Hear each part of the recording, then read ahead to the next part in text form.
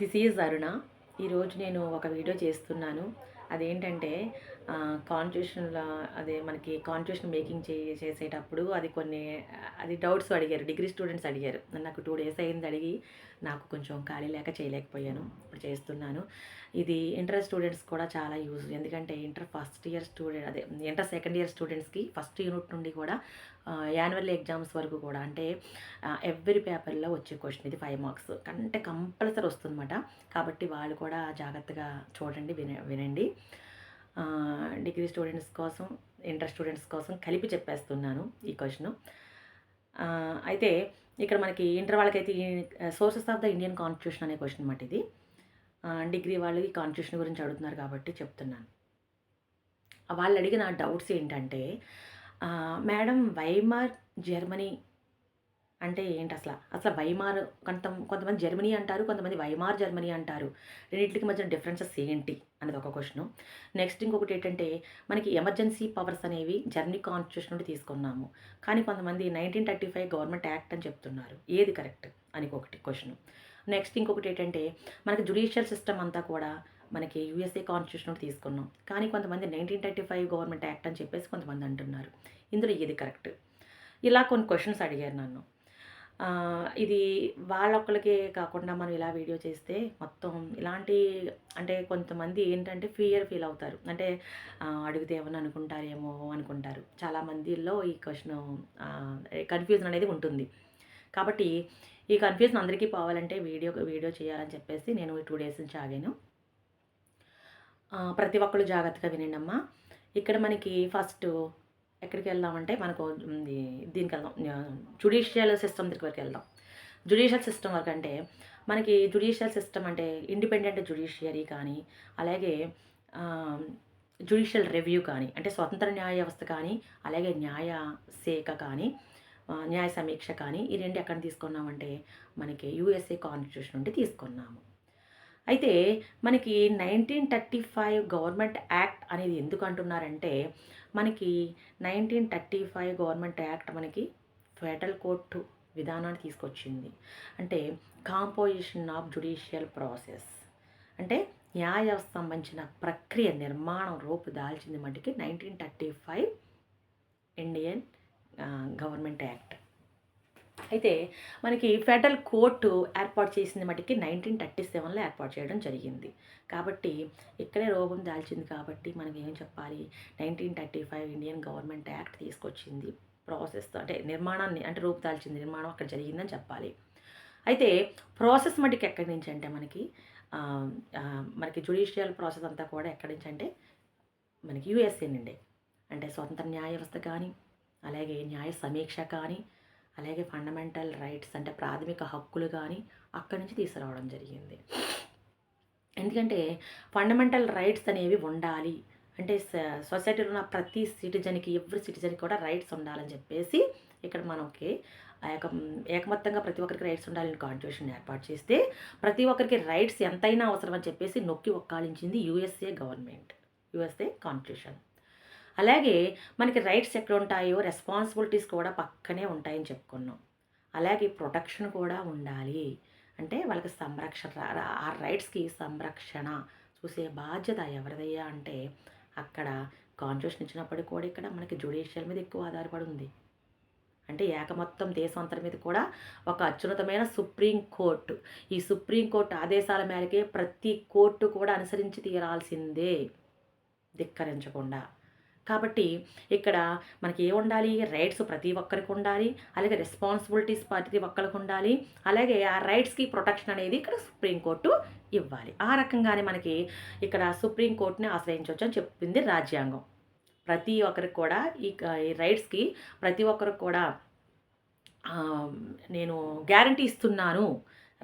మీ రైట్స్కి ఏమీ కూడా ఆటంకం లేకుండా, ఏమి అడ్డంకులు లేకుండా, ఎవరి దగ్గర నుంచి కూడా మీకు అది ఆంక్షలు లేకుండా మీకు కొన్ని మీకుండే రైట్స్కి మీకు ఒక రక్షణ కల్పిస్తున్నానని ఆనాడు రాజ్యాంగం చెప్పింది. అదేవిధంగా సుప్రీంకోర్టు రాజ్యాంగంలో ఏమైతే పొందుపరిచారో 32 ఆర్టికల్ ప్రకారంగా సుప్రీంకోర్టును ఆశ్రయించవచ్చు మీ హక్కులకి ఏమన్నా భంగం కలిగితే అని చెప్పింది.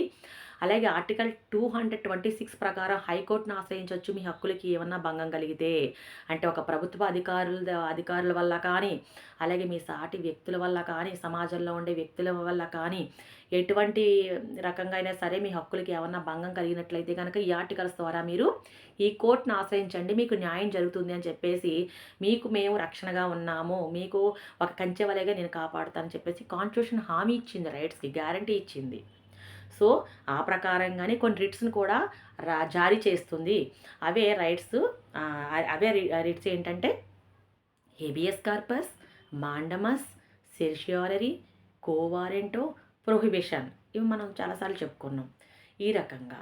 అయితే ఇక్కడ మనకి ఈ జ్యుడిషియల్ కన్ఫ్యూజన్ అనేది మనకు అయ్యింది. తర్వాత నెక్స్ట్ జర్మనీ. ఇక్కడ వైమార్ జర్మనీ అని ఎందుకు అంటున్నారంటే జర్మనీ అనేది ఒక కంట్రీ నేమ్, అంటే ఒక దేశం కదా.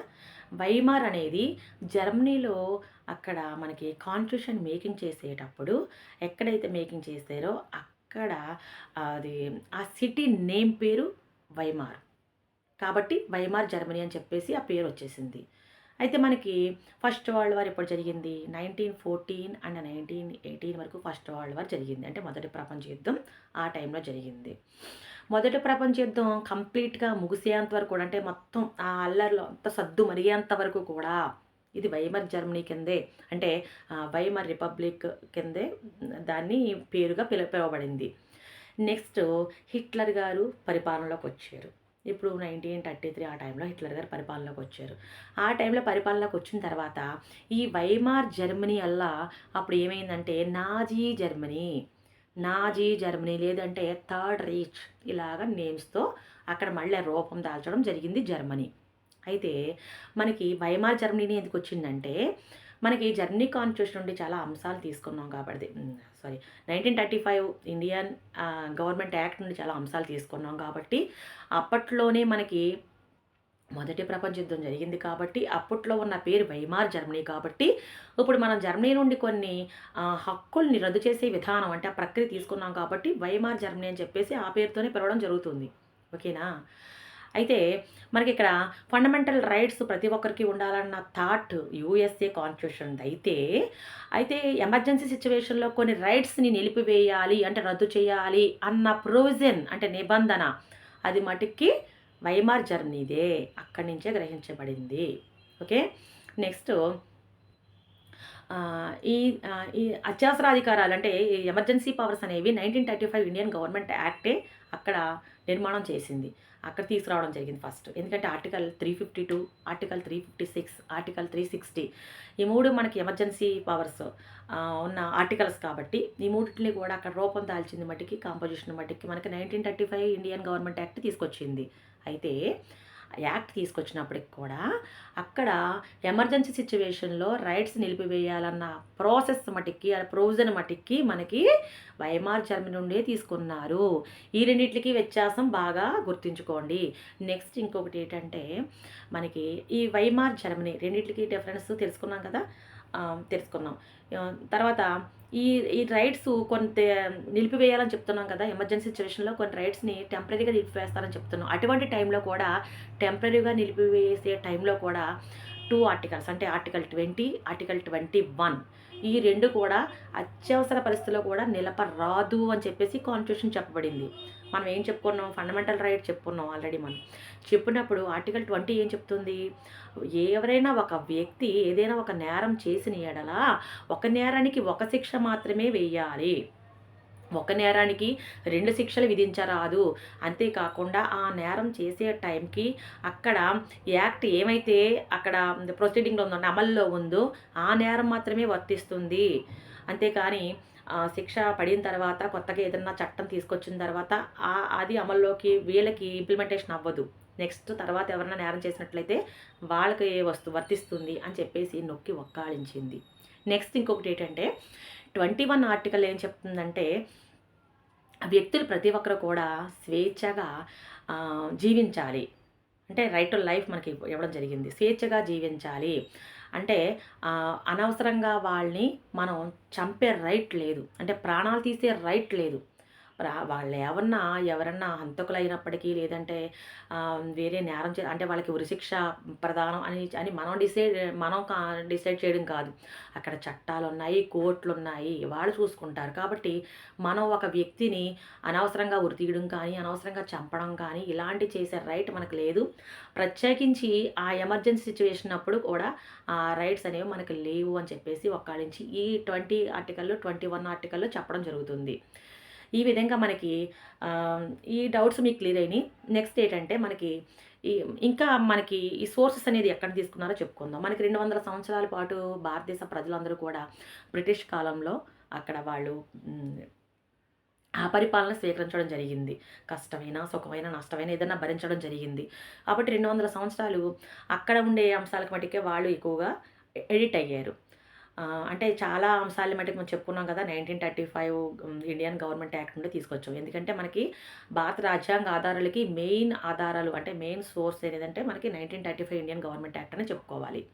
బ్రిటన్ గవర్నమెంట్ నుండి ఏం తీసుకున్నామంటే సమన్యాయ పాలన, శాసన నిర్మాణ ప్రక్రియ, తర్వాత ఏక పౌరసత్వము, పార్లమెంటరీ ప్రభుత్వము ఇవన్నీ కూడా మనం ఎక్కడ తీసుకున్నాం? బ్రిటిష్ గవర్నమెంట్ నుండి తీసుకోవడం జరిగింది. మనకి ఇండియన్ కాన్స్టిట్యూషన్ మేకింగ్ చేసేటప్పుడు ఇవి బ్రిటన్ కాన్స్టిట్యూషన్ నుండి గ్రహించడం జరిగింది. అలాగే ప్రాథమిక హక్కులు, రిపబ్లిక్ గవర్నమెంట్, స్వతంత్ర న్యాయ వ్యవస్థ, అలాగే స్వతంత్ర న్యాయ శాఖ ఇవన్నీ కూడా మనం ఎక్కడ తీసుకున్నాము అంటే మనకి చెప్పుకున్నాం ఇందాక యూఎస్ఏ గవర్నమెంట్ నుంచి తీసుకున్నాం. యూఎస్ఏ కాన్స్టిట్యూషన్ నుండి తీసుకోవడం జరిగింది. అలాగే మనకి లిబర్టీ, ఈక్వాలిటీ, ఫ్రాటర్నిటీ అంటే సమానత్వము, స్వేచ్ఛ, అలాగే సౌభ్రాతత్వము ఇవన్నీ కూడా ఎక్కడ తీసుకున్నామంటే ఫ్రెంచ్ కాన్స్టిట్యూషన్ నుండి తీసుకోవడం జరిగింది. తర్వాత ది ఫండమెంటల్ డ్యూటీస్ అంటే ప్రాథమిక విధులు సోవియట్ రష్యా నుండి తీసుకోవడం జరిగింది. కాన్కరెంట్ లిస్ట్ అంటే ఉమ్మడి జాబితా ఇది ఎక్కడ తీసుకున్నామంటే ఆస్ట్రేలియా కాన్స్టిట్యూషన్ నుండి తీసుకోవడం జరిగింది. నెక్స్ట్ ఫెడరల్ గవర్నమెంట్ అలాగే తర్వాత ఇంకోటి రెసిడ్యువరీ పవర్స్ అంటే సమాఖ్య ప్రభుత్వం కానివ్వండి, అలాగే అవశిష్టాధికారాలు కానివ్వండి, ఇవన్నీ ఎక్కడ తీసుకున్నామంటే మనం కెనడా కాన్స్టిట్యూషన్ నుండి తీసుకున్నాము. అలాగే మనకి అమెండ్మెంట్ ప్రాసెస్ అంటే ఏంటంటారు అమెండ్మెంట్ అంటే సవరణలు చేసే పద్ధతి, సవరణలు చేసే ప్రక్రియ ఇదంతా ఎక్కడ తీసుకున్నామంటే సౌత్ ఆఫ్రికా నుండి తీసుకున్నాము. నెక్స్ట్ డైరెక్టివ్ ప్రిన్సిపల్స్ అంటే ఆదేశక సూత్రాలు ఎక్కడి తీసుకున్నామంటే మనకి ఐరిష్ లేదా ఐర్లాండ్ కాన్స్టిట్యూషన్ నుండి తీసుకోవడం జరిగింది. ఈ రకంగా ప్రతి ఒక్కటి కూడా మనం అనేక రాజ్యాంగాల్ని తిరిగి మన భారతదేశ నిర్మాణం చేసే ప్రక్రియలో ఎంతోమంది మహనీయులు ప్రతి ఒక్కరు కూడా ఎంతగానో కష్టపడి అవన్నీ చుట్టూ తిరిగి ఎక్కడ ఏ అంశాలు బాగున్నాయో మనకి పొందుపరచడానికని గ్రహించి ఇక్కడ పొందుపరచడం జరిగింది. అన్నిట్లోనూ కూడా ఎక్కువగా ఫండమెంటల్ రైట్స్ అనేవి ఎక్కువగా ఆలోచించడం జరిగింది వాళ్ళు. 14 days పట్టిందంట ఈ ఫండమెంటల్ రైట్స్ ఎలాగా ఏం చేయాలి, ఏం తీసుకురావాలని చెప్పేసి. అంటే ఎక్కువగా ఆలోచన చేసిన మట్టుకి మనకి కాన్స్టిట్యూషన్లో ఫండమెంటల్ రైట్స్. ఓకే, కాబట్టి అవన్నీ కూడా అంత జాగ్రత్తగా కాన్స్టిట్యూషన్లో పొందుపరిచారు కాబట్టి అవన్నిటిని కూడా మనం జాగ్రత్తగా అనుసరించి కాన్స్టిట్యూషన్కి మన రాజ్యాంగానికి ఎటువంటి మచ్చ రాకుండా మనందరం కూడా భారతీయులందరం కూడా చాలా జాగ్రత్తగా అనుసరించి అలాగే ప్రభుత్వం వారిని అలాగే ప్రతి ఒక్కరిని కూడా మన సమాజంలో ఉండే ప్రతి ఒక్కరిని కూడా మనం అనుసరించి నడవాలి అని నేను చెప్తున్నాను. ఓకే, ఇప్పుడు అర్థమైంది అనుకుంటాను బాగాను. ఓకే.